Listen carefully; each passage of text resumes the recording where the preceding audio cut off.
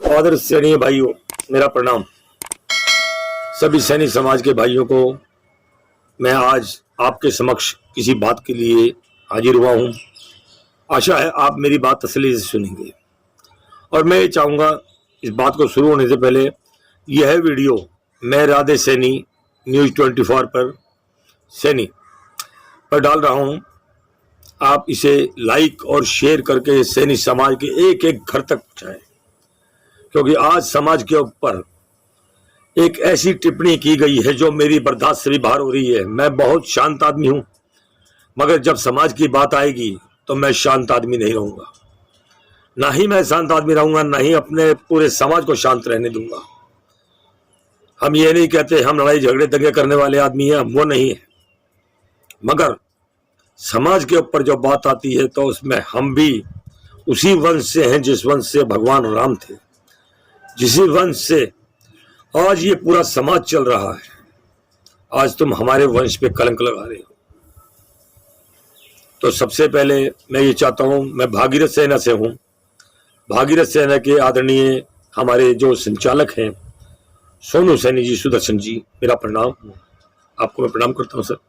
आपने बहुत अच्छा कार्य किया है जो भागीरथ सेना का गठन किया है। संजय सैनी जी मेरठ से हैं, उनको मेरा प्रणाम। डालचंद सैनी जी जो कि हापुड़ उत्तर प्रदेश से है। श्री राजीव सैनी जी महामंत्री हैं हापुड़ उत्तर प्रदेश के, वह मेरे मित्र भी हैं। उसके बाद किरणपाल सैनी जी, मैं भी आपको भी प्रणाम करता हूं। और हमारे चतर सिंह सैनी जी जो निगम पार्षद हैं भरतपुर से, और सूर्य प्रकाश सैनी जी भी वहीं से हैं, कुलवीर सैनी जी भी वहीं से हैं, और विष्णु सैनी जी भी वहीं से हैं। आदरणीय सबको मेरा प्रणाम। और मैं ये चाहूँगा भाई सब लोग लाइव आकर इसको जरूर देखें। उत्तर प्रदेश से सनोज सैनी जी और जतिन सैनी मेरे अच्छे मित्र हैं। उसके पश्चात विपिन सैनी जी, अंकुर सैनी जी रुड़की से, और एक अंकुर सैनी जी सहारनपुर से, आदित्य सैनी जी सैनी महात्मा ग्रुप के जो एडमिन हैं, उनको भी मेरा प्रणाम। सभी भाई लाइव आ जाएं और इस वीडियो को शेयर करके ताकि हर घर तक पहुंचा दें। भागीरथ सेना आज अपने संगठन को इतना मजबूत कर चुकी है कि हमें इसको पूरे देश में फैलाना है, क्योंकि आज हमारे सैनिक समाज पे एक साध्वी बनकर वो खुद अपने आप को दंगे और आतंक फैलाने वाली आज हमारे समाज को गलत बोल रही है। सिर्फ मैं अपने भाई डॉक्टर राम अवतार जी के बात को लेकर मैं थोड़ा सा शांत बैठा हूं, नहीं तो खून हमारा भी खोलता है। जिस सैनिक का खून ना खोले वो सैनी नहीं है। सैनी समाज के लिए सोचिए, आप सैनी हैं, इनके गुलाम नहीं है कि यह आपके समाज को सब कुछ बोल जाए, आपको पैर की जूती तक कह दे। जिस सैनिक की भुजा ना फड़के, खून ना खोले सीने का, वो सैनिक का लाल नहीं होगा, होगा किसी कमीने का। स्पष्ट कहता हूं इस बात को। इसमें उन लोगों को बुरा लगेगा जो उनकी चमचागिरी करते हैं। वो साफ कह रही है देवा ठाकुर अपने आप को, उसने सैनिक समाज पे कहा कि सैनिक समाज हमारे पैर की जूती है। अरे पैर की जूती समाज को तुम कहां कलंक में ले। सैनिक समाज के लिए कहती है कि सैनिक समाज कहां से राजा हो गया, सैनिक समाज हमारा गुलाम रहा है। ये राजपूताना, इन लोगों ने हमारे समाज को, इन ब्राह्मणवाद ने हमारे समाज को सब जगह डुबो के रख रखा है। अगर यही देवा ठाकुर पूछना चाहती है सैनिक समाज का इतिहास, तो पहले अपना इतिहास बता दे। और नहीं बता सकती तो मैं बताता हूं तुम्हारा इतिहास क्या है।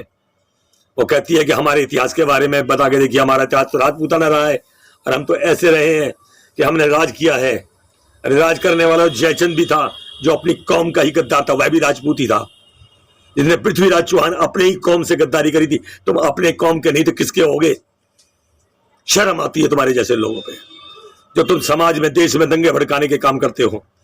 फिर अपने आप को ऐसे कहते हो कि हम बहुत बड़े भक्त हैं, हम हिंदू हैं, हम हिंदू करते हैं। अगर हिंदू कर, क्या सैनिक हिंदू नहीं है? सैनिक समाज के इतने युवा हिंदू संगठनों से जुड़े हुए हैं, अपनी जान देने तक को तैयार रहते हैं। उसके बावजूद तुम हम पे इतने बड़े बड़े कलंक लगाते हो। शर्म करो, अड्डो मरो। पहले जयचंद की ही बात बता दो, उसके पश्चात तो हमारे पे बहुत बातें। किसी दिन विवाद करना हो तो जहां मर्जी मेरे से विवाद करने के लिए बुला लेना, वही विवाद करने के लिए आऊंगा। और आपको जवाब दूंगा। दूसरी बात, जयपुर के राजा मान सिंह कौन थे? अपनी बहन जोधाबाई मुगल बादशाह अकबर को ब्याही थी। राजपूत हो तुम, अगर राजपूत हो तो महाराणा प्रताप जैसे बनते जिन्होंने युद्ध में अपनी जान गंवा दी थी। तुम राजपूत नहीं हो, तुम तो उनके गुलाम हो, ठोकरों पर पड़ने वाले इंसान हो। मगर सैनी समाज तुम्हारा गुलाम नहीं है और ना सैनी समाज तुम्हारा गुलाम रहेगा। याद रखना, आज के बाद सैनी समाज के ऊपर कोई टिप्पणी करी तो सारा सैनी समाज तुम्हारे खिलाफ होकर खड़ा होगा। क्या समझते हैं आप सैनी समाज को? सैनी समाज ने जो कार्य किए हैं, अगर आज सैनियों का वोट तुम्हें नहीं मिलता तो तुम गद्दी पे नहीं बैठे होते, पड़े होते किसी कूड़े के ढेर में। सैनिक समाज एकत्र हुआ तो तुम्हारा नाम और निशान तक मिटा देगा। सैनिक समाज के लिए कभी यह मत सोचना, आज सैनिक समाज को भी संगठित होने की जरूरत है। एक एक भाई को संगठित होने की जरूरत है, नहीं तो इन लोगों की गुलामी करोगे तो बात वही आएगी मेरे भाइयों कि आप इन लोगों की गुलामी करके ना तो घर के रहोगे ना घाट के रहोगे। सैनिक समाज भी तुम्हारा आदर नहीं करेगा और ये लोग तुम्हारे को ठोकरों में रखेंगे। इनकी ठोकरों में रहना पसंद है या अपने सैनिक समाज के साथ बैठकर ताज पहनना पसंद है, ये आप खुद सोचिए। आदरणीय, अगर मैं गुस्से में कुछ ज्यादा बोल गया हूं तो मैं अपने समाज से और किसी समाज से नहीं, किसी राजपूत से नहीं डरता, ना किसी से और डरता, सिर्फ अपने समाज से क्षमा चाहूंगा कि अगर मेरी कोई गलती हो तो मेरा समाज ही मुझे क्षमा करे, क्योंकि मेरे दिल की भावना इस टाइम इतनी भड़क रही है कि मैं उसको व्यक्त नहीं कर सकता। ये सोचते हैं कि हमारे घर में हम राजपूताना है, तलवारें तो सैनियों के घर में भी बहुत हैं। अरे खींचने के लिए जिगरा चाहिए, छाती में दम चाहिए। चलो, हमारे कुछ युवा ऐसे हैं जिनसे तुम टकरा लो। हमारे जतिन सैनी जी जो अपने आप को तन मन धन से सेवा में लगाए हुए हैं, मेरे मित्र भी हैं, मेरे बेटे के समान भी हैं, बहुत अच्छा कार्य कर रहे हैं। और हमारे सैनी युवा, अगर एक बार तुमने उनको छेड़ दिया तो याद रखना तुम्हारा नाम इतिहास में ही रह जाएगा। मत भड़काओ सैनी समाज को। हम लोग सबका आदर करना जानते हैं, सबका सम्मान करना जानते हैं, मगर समाज में बात आएगी तो हम फिर उसका जवाब देना भी ढंग से जानते हैं। हमारा जवाब तुम्हें ऐसा भारी पड़ेगा कि तुम किसी कोने में पड़े होगे, राज सैनी समाज ही करेगा। ये हमारे कुछ युवाओं को समझ नहीं आती है। वह एक ही राग गाते हैं कि हम हिंदू तो भाई सभी हैं, कि यह मुस्लिम राष्ट्र हो जाएगा। अरे कैसे मुस्लिम राष्ट्र हो जाएगा? आप ये सोच के देखिए, ये 4 मुसलमान हम पे राज कर लेंगे? ऐसा कभी नहीं हो सकता। ये आपको सिर्फ एक बरगलाने और बहकाने की साजिश है। राम मंदिर का गुण गाते हैं, राम मंदिर, अबे राम तो हमारे पूर्वज थे, तुम क्या राम के मंदिर की बात करते हो? हम भागीरथ के वंशज हैं, हमारे क्या तुम बात करोगे? तुम 2 पैसे के राजपूत आज हमारा मुकाबला करोगे? यानी कि एक भाई पे, विनीत सैनी पे राजपूत ही समुदाय जो है बहुत बुरी तरह अत्याचार कर रहा है, मगर हमारा सैनी समाज चुप है। मुझे शर्म आती है इन बातों पे कि हमारे सैनी समाज में इतने नेता होते हुए भी फिर भी हमारे समाज की कोई सुनवाई नहीं होती है। मैं सिर्फ सैनी समाज के लिए लड़ता हूं। आदरणीय राजकुमार सैनी जी का भी मैं आदर करता हूं, अशोक गहलोत जी का भी मैं आदर करता हूं और केशव प्रसाद मौर्य का भी मैं आदर करता हूं, क्योंकि वो मेरे समाज से और उनका सबका ही आदर करूंगा। मुझे किसी पार्टी विशेष से लड़ाई नहीं है। मेरी लड़ाई है तो जो सैनी के खिलाफ जाएगा उससे लड़ाई है, सैनी समाज के खिलाफ जाएगा उससे लड़ाई है। मैं यही चाहूंगा सब भाइयों को, सब भाई अपने एक हो जाओ। अब वो वक्त आ गया है कि आप लोगों को एक होना ही पड़ेगा और अपने समाज को संगठित करना ही पड़ेगा, नहीं तो यह लोग आपके समाज को वहां ले जाकर फेंक देंगे जहां आपकी कोई गिनती नहीं होगी। सबसे बड़ा कलंक हमारे समाज पे ब्राह्मण समाज जो लगाता है, हमें बरगलाते हैं, हमें बहकाते हैं और हमारा समाज उसके बहकावे में आ जाता है। इन लोगों ने ही हमारे को 4 जो ऋषि मुनि थे उन्होंने 4 वंश बनाए थे, ब्राह्मण, क्षत्रिय, वैश्य और शूद्र।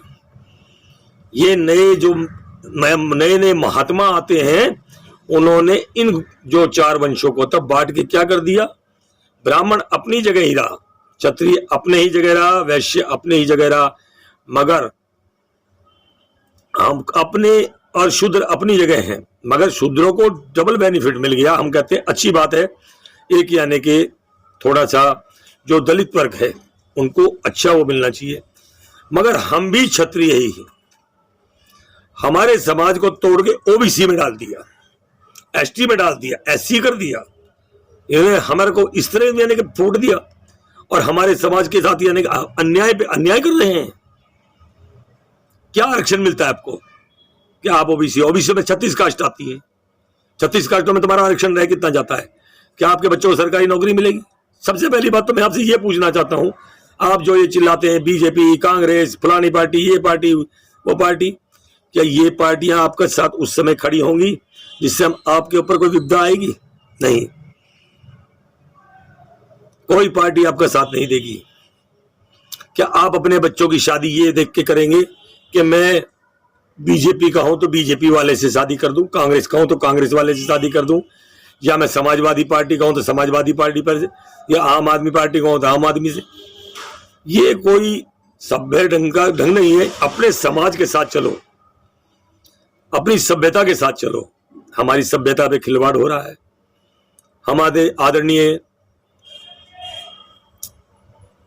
अब खुद को पता है कि हमारे कितने महान लोग हुए हैं। महात्मा गौतम बुद्ध हुए हैं, चक्रवर्ती सम्राट अशोक हुए हैं, चंद्रगुप्त मौर्य में, और महात्मा ज्योतिबा फुले जिन्होंने शिक्षा की अलग जलाई थी, उनको मेरा बारंबार प्रणाम है।